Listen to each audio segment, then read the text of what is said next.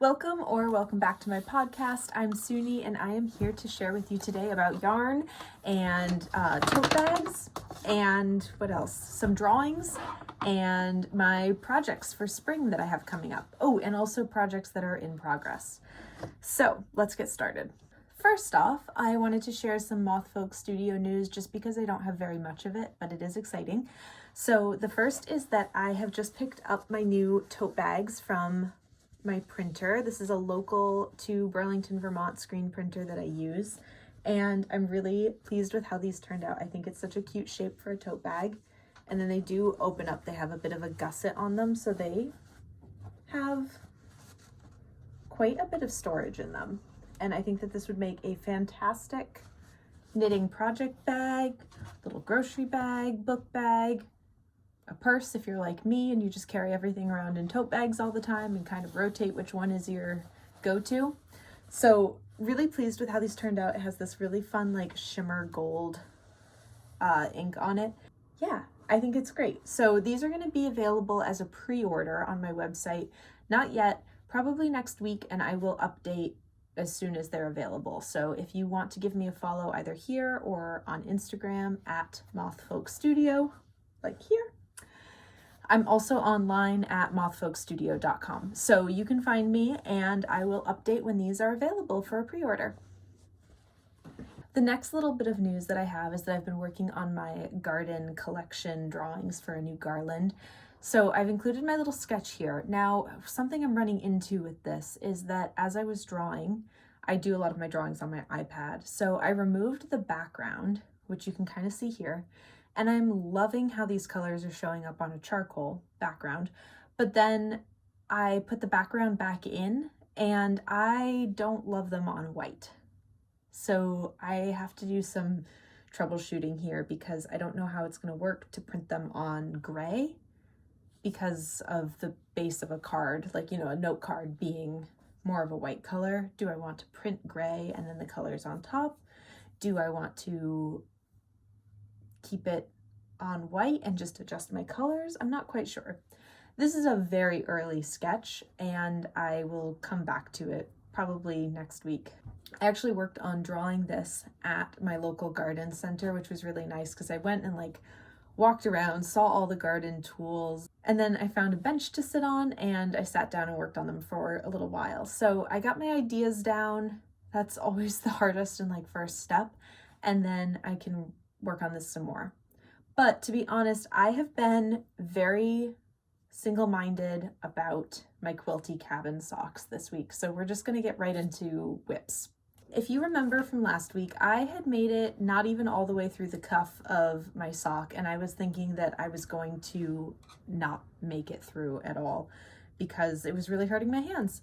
And I'm so pleased to say that I've made quite a bit of progress since then. I got through the cuff and I was correct in thinking that as soon as I got out of the 2x2 rib that my hands would be a little bit more comfortable working in stockinette stitch. So here we have my Quilty cabin socks so far. A little bit of color work. I did modify the color work section just a little bit because I didn't want to do the double repeat that the pattern calls for. And then I chose to do a kind of mismatched heel and cuff, and then the toe will also be the same color.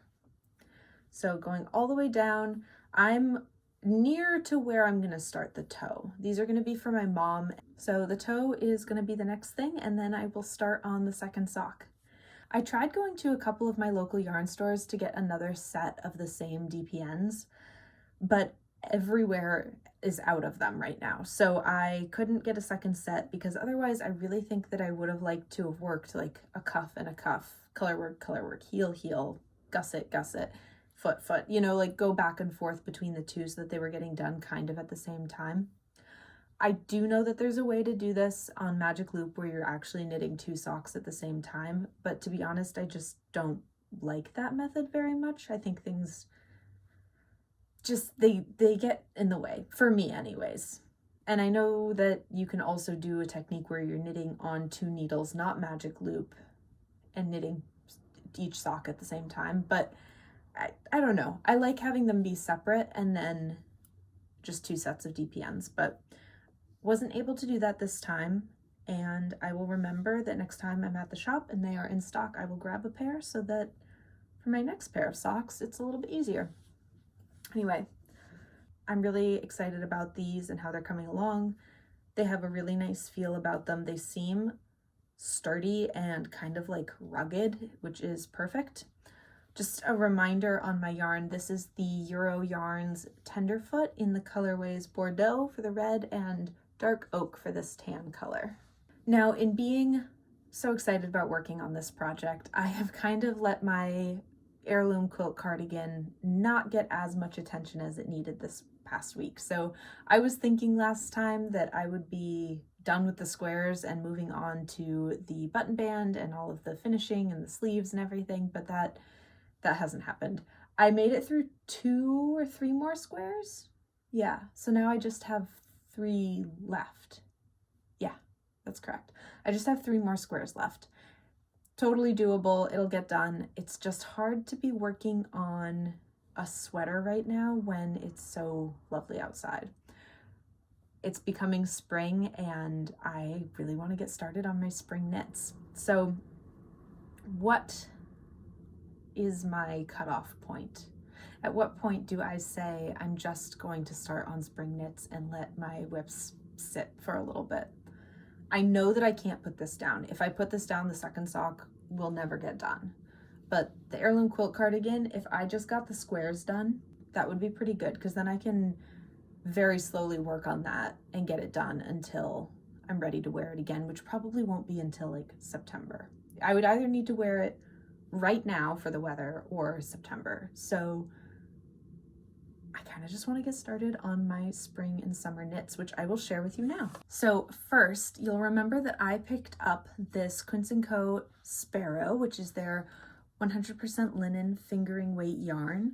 And I got this while I was in Portland, Maine for either my Azalea by Pam Allen or the Outline Tee.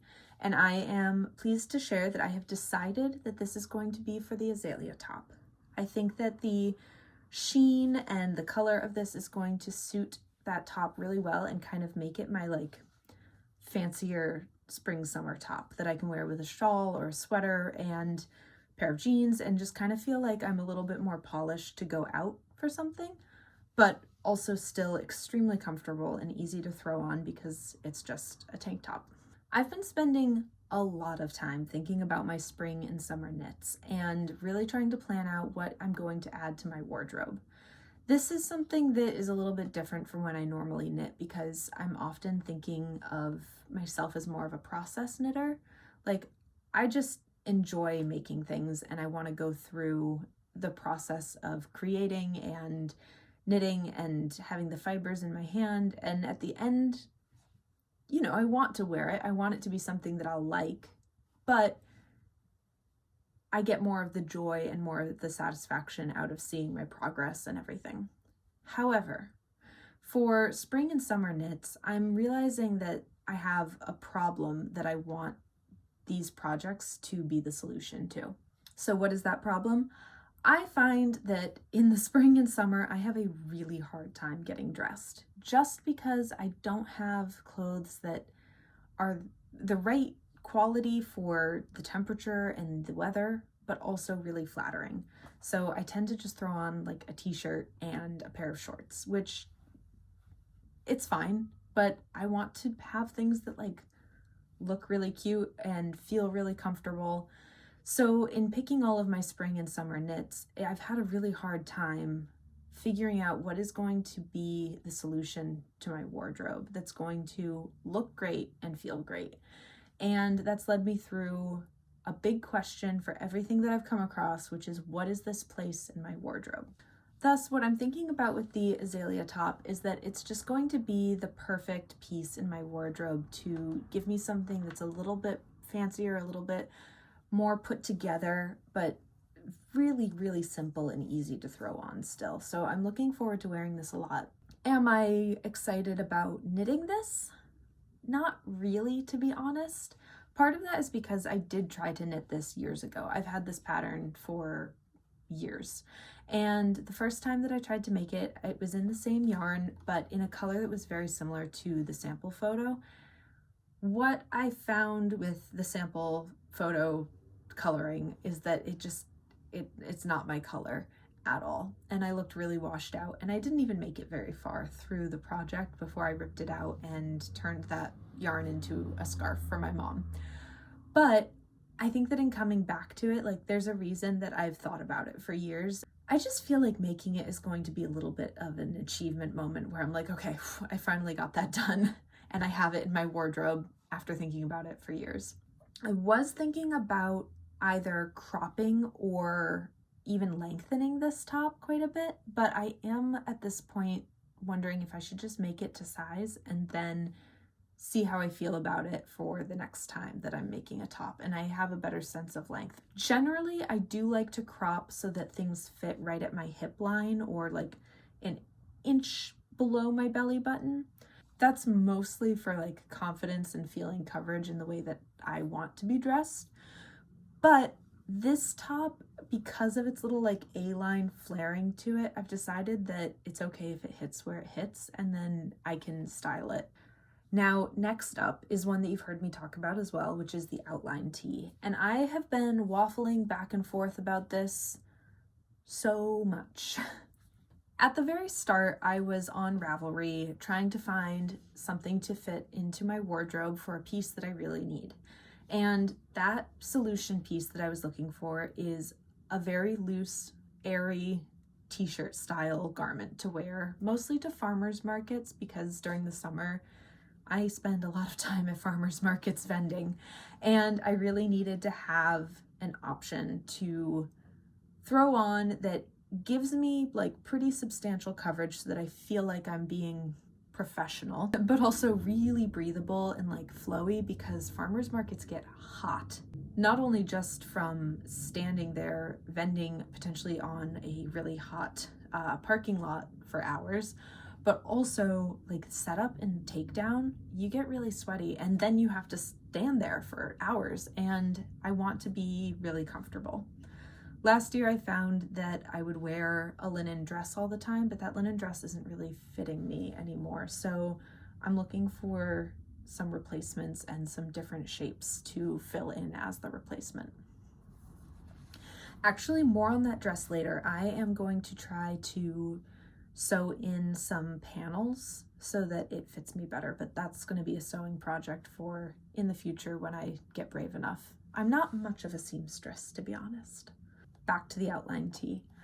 I went back and forth a lot because I honestly just don't know how this is going to fit me. And the other kind of piece of what is this garment to be the solution of is, how is it going to fit me? I want it to be really flattering. And there's something about the shape that I don't think is quite right for my body. A wider, shorter doesn't really work for me because I am a little bit wider and shorter.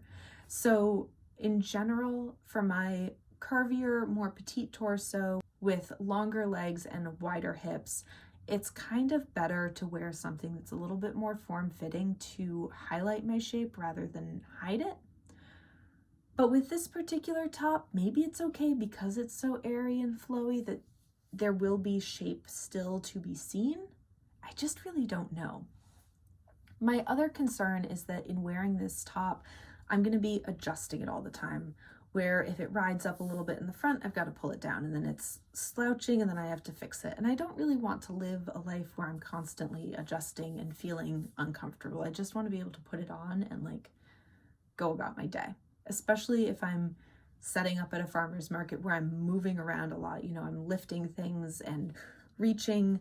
I don't want a shirt that's going to like suddenly flash everybody, to be honest. Now, I can lengthen this top, but here's what I came to realize when I did a lot of research about this piece. I think that folks who have opted for a narrower and longer version of this garment, it's just not as flattering. It has this strange little bunch up that happens in the sleeve. So what I'm noticing is that if I'm going to make this top a little bit longer, which I do intend to, I need to maintain the 6 to 12 inches of positive ease that it's recommending. I think size large will be the best fit. It is what is recommended for somebody who has a bust measurement of 41 inches like I do, and I can add an inch or two of length onto the bottom that should alleviate that reaching, stretching, and potentially flashing situation that I'd like to avoid. Now for yarn, I was thinking about using the Quince Co Sparrow that I got and decided to use for the Azalea top, but I was looking at the pattern and I found that there was a recommended yarn that I really thought looked great, and that is the Ritual Dyes Undine. This is a 60-40 cotton linen blend, 4-ply fingering weight, and this is in the colorway Slate. So from the photo and from my last video, I was saying that I heard that it was called Slate, but I really thought that it looked more like a sprucey green. And what I'm finding in person is that it has a little bit more of a white base to it than it looks like it does in the photo. So in person, I'm definitely going to categorize this into more of a slate color, and props to them for naming it correctly. I guess, you know, what do I know? But also I think it's good to notice the differences from photo to the real life quality and color. It almost has a little bit of a sage to it, but where sage has more yellow-green undertones, this still has a little bit more of a blue-green undertone, and mixed with the white, I don't know. I still think it's going to be a really lovely color for me, and it does have some nice, very mild variegation to it that I don't even know if I can get it to show very well. It feels really nice. This is going to be such a comfortable shirt to wear, I hope, assuming it fits well. So here's the thing with all of my waffling back and forth, and kind of the main reason that I've decided to just go for it and make this top is if it doesn't fit me well, I have somebody in my life who this color and garment would look really good on, and very worst case scenario is that this becomes a gift knit.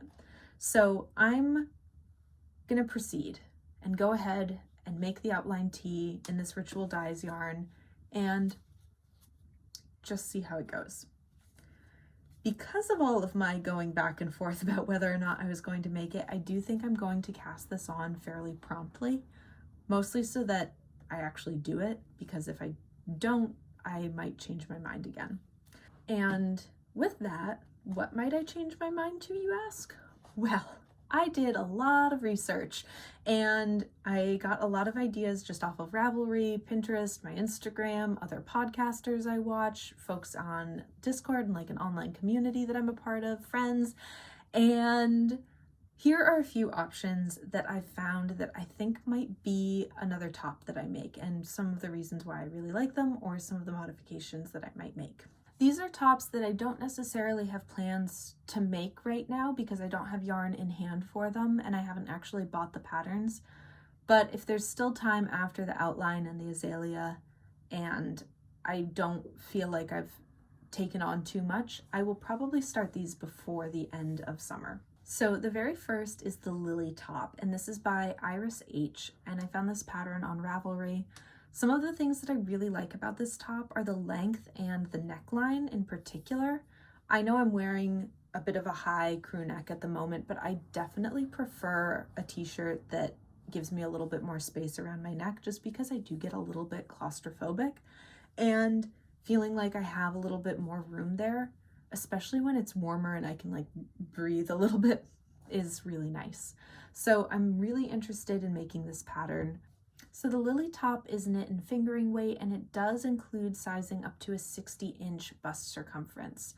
Where I am finding a little bit of strangeness, at least for my body, with this pattern, and where I'd kind of have to Frankenstein some sizes together, is that the arm size for the same bust circumference that I would want to go for to make this top doesn't quite align. I have about a 15-inch circumference upper arm, and I'm going to need to use a size higher than what is recommended for my bust circumference for this top.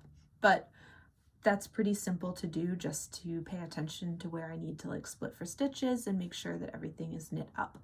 Plus, if I'm creating a little bit more room up here, that actually works well for me because I do have a little bit of a larger bust as compared to my rib cage and waist. So I think that the proportions would still work out pretty well.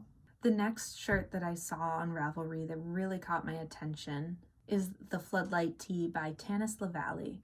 So this is a really, really simple top, but with one detail that I think makes it kind of come together into something a little bit more interesting, and that is this tie detail on the very back. Overall, I think this is a great top. I could see myself wearing this at farmers markets, especially like through the season, really happily. And this is kind of the top contender if I do end up changing my mind for the outline tee and I decide to make something else. It's probably going to be this. In fact, I'm almost positive that I will make this top at some point. For modifications, I would crop it a little bit. Again, I like something that's going to hit right at the top of my hips rather than sit down lower on my hips, just because I do have a bit of a shorter torso in comparison to the width of my hips, and it's just going to fall all quite a bit nicer that way. This pattern is made for light fingering weight yarn, and it does go up to a 68-inch bust circumference, so that's pretty size inclusive in the way of at least getting you started.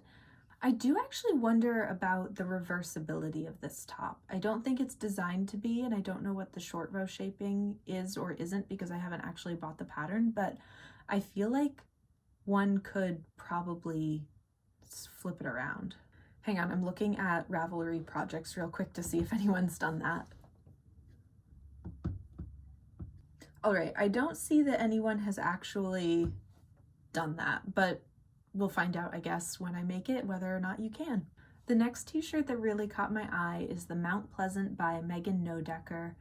I mostly just really like how this shirt looks on this model here, and I don't know if this is the designer or not. I can't really figure it out, but I just really love how this looks. I think that the way that it hugs the bust but then crops is really nice.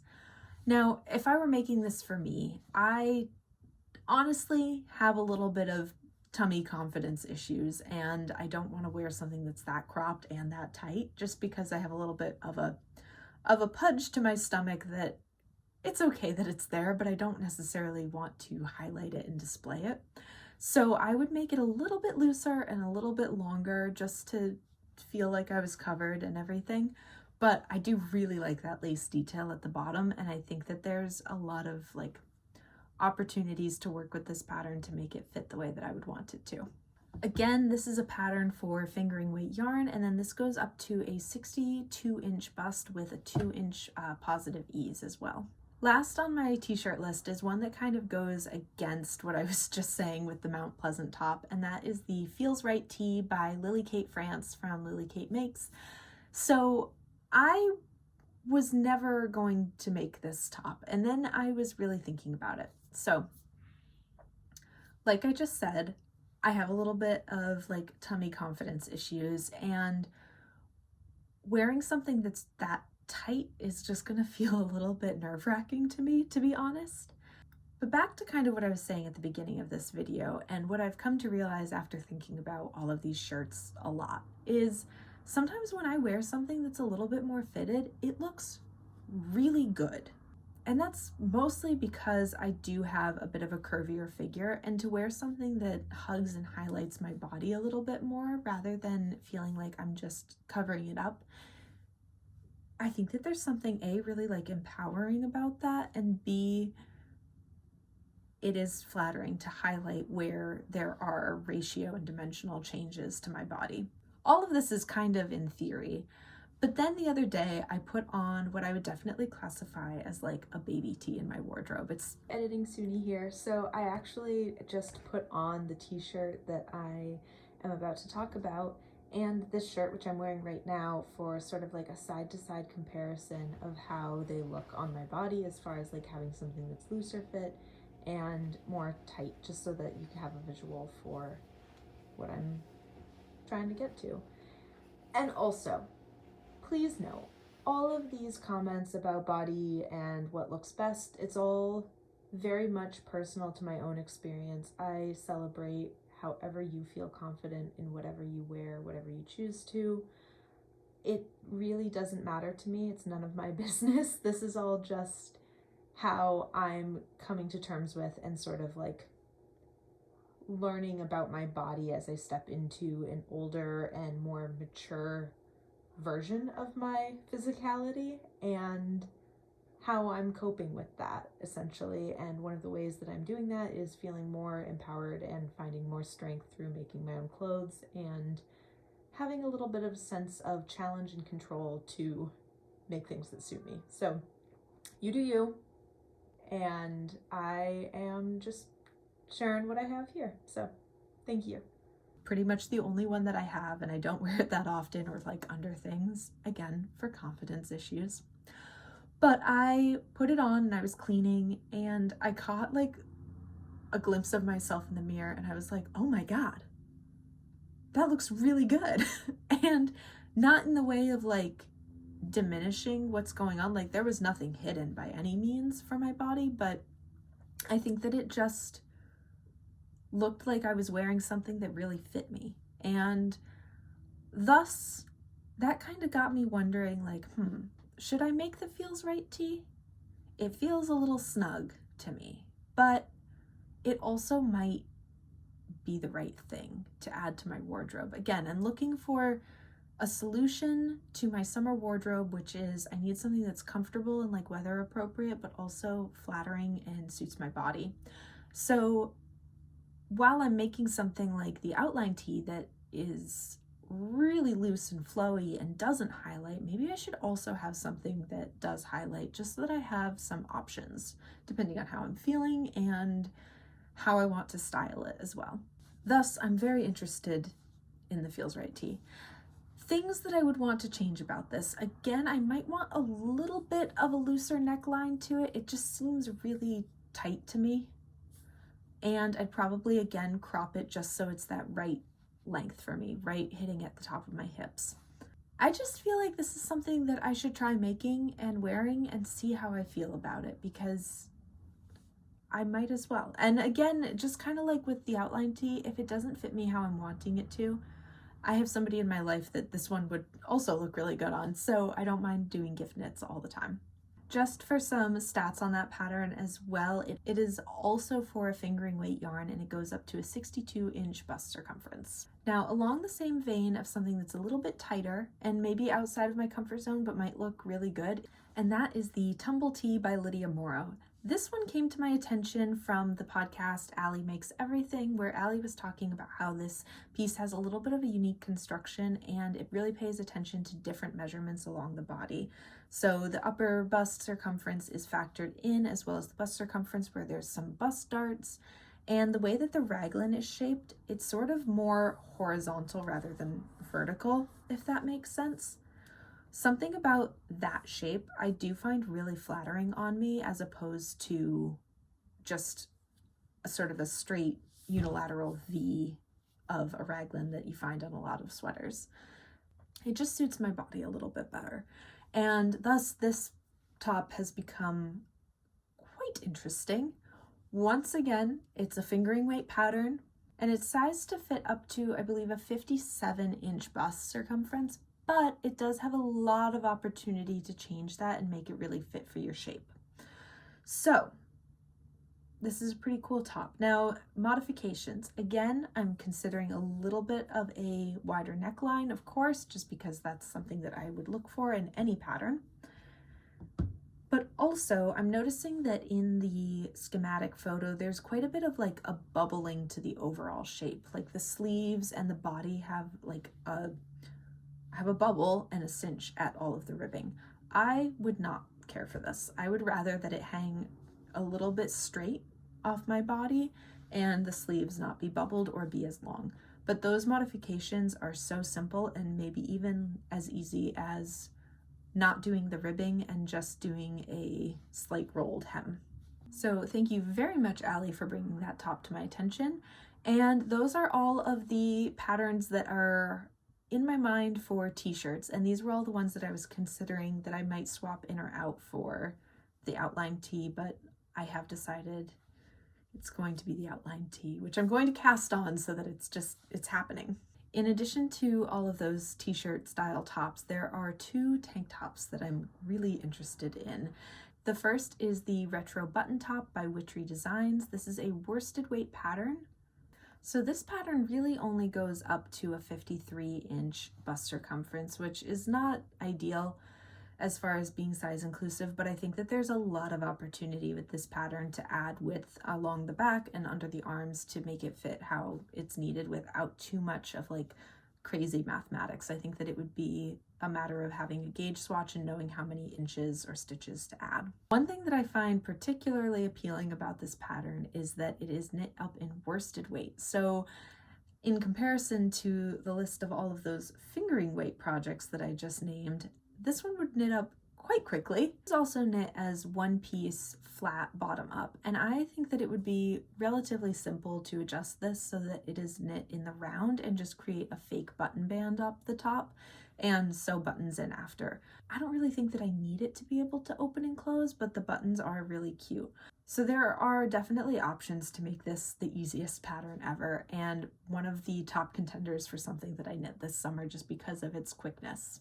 And back to a finer yarn. This is the Darjeeling top by Trust the Mojo. This is knit in sport weight, and this will accommodate up to a 59-inch bust circumference. While this is a very similar top to the Retro Button Top, I do really love the scalloping and the lace detail at the edge, and this one, as compared to the Retro Button Top, for whatever reason, I would actually opt to knit flat and create an actual ability to open or unbutton and rebutton up this top. The modification that I would make is, of course, to add some length just so that it's hitting right at the top of my hip. But otherwise, this is great. I really like that there's a little bit of a squarish neckline to it. The more I think about it and look at it, the more I really want to make that retro button tee, to be honest. I can't. Okay. So those are all of my options and ideas as far as what I'd like to knit for the spring and summer. Obviously the Azalea top and the outline tee I have yarn for, so I'm going to get started on those right away. But afterwards, I'm pretty sure that the Floodlight Tee and the Retro Button Top are going to be pretty interesting and probably end up on my needles, assuming I don't run out of time before it gets cold again. Now, I really want to tell you about one other thing, but I can't yet. I have really exciting and very silly news to share, but I'm probably going to have to hold off until next week's episode to let you know what that is. I will tell you that it does have to do with my Astrid sweater and some new yarn that I got. So stay tuned for that, and I will update as soon as I can. Oh, Kiwi. Lastly, I wanted to share a little bit about what I got up to yesterday, and that was that I went to visit my good friend Jamie at their farm, Ramble Bramble Farm in Huntington, and it was just wonderful. I met lambs for the very first time, and I even bottle fed a few of them and cuddled them, and oh my god, they're so sweet. I've actually never been around lambs before, and I wasn't prepared for how small and sweet and cute they are. It was ridiculous. I didn't know, first of all, I had no idea that a lamb, when they're born, is basically the size of like a house cat. I thought that they were more the size of like a small dog. And now that I think about it, like looking at the size of a sheep and thinking about something being born, thank God they're the size of a house cat, because that would be too much. But oh my god, they're so small and sweet and cute. The ones that I was feeding were under a day old, really just figuring out how to stand on their own feet, learning how to come and get the snuggles that they really needed. One in particular, he just really enjoyed curling up on my lap and snoozing after having his little snack. And, just so cute. And they also do a couple of like really cute behaviors. One is pronking, so when they're like dink dink dink, and they kind of like hop around out of excitement and joy and like being really happy. And then they also have waggy tails, so bottle feeding them and their tails just go nuts. And can you tell how happy I was taking care of them and being around all the animals yesterday? While I was at the farm, I also got to spend some time with Jamie's horses and goats and chickens and dogs, and we walked around the land as well. There's a mountain stream on the property with quite a bit of springtime flow to it right now, which was lovely to go and check out all of the waterfalls and the way that the rocks have moved down. I realized at one point when we were out in the middle of one of the pasture fields that it was the furthest I've been away from a building in a very long time. We weren't even that far, like her barns were right there, but it was just this moment of, and it felt really good. It just felt like there was space, and I felt really welcomed there. So thank you very much to Jamie for having me and sharing the land and the animals and the experience. It was a really sweet and special day. I do have plans to go back up in a couple of days, and hopefully I can get some more photos of how these little critters are growing, and maybe even a little bit about how the landscape is changing as the seasons transition. Here in Vermont, we are definitely coming into springtime, and that feels like such a relief. I really, really like winter. I'm somebody who does ski and get outside in the winter, so that does help a lot, but you know, it's also pretty, and the cold can be refreshing in a lot of ways. But as soon as we get our daylight savings time and we have some evening sun back and the trees start to come out and the ground thaws, it feels like the world is full of possibilities in a way that it just simply wasn't in January. And I'm enjoying it quite a bit.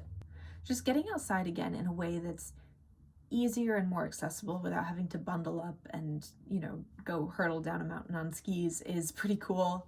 Just going for easy walks and kind of like smelling the earth waking up, watching it waking up. All right, well, that is probably everything that I have for you today. I'm really looking forward to sharing some more next week. These podcasts have been pretty fun to film and share with everybody. I think that something about creating long form content is working for me a lot better than short form on social media sites like Instagram or Facebook. It just never clicked for me, and this is feeling a lot better. So thank you for being here. If you'd like to join me next week, please feel free to subscribe. You'll get a little notification on YouTube when I post my next video. You can like this video. Please comment if you care to. I'm always checking the comments and I will respond, especially if you have questions, suggestions, ideas. You just want to say hi, anything. And with that, I will see you next time. Thank you so much. Bye.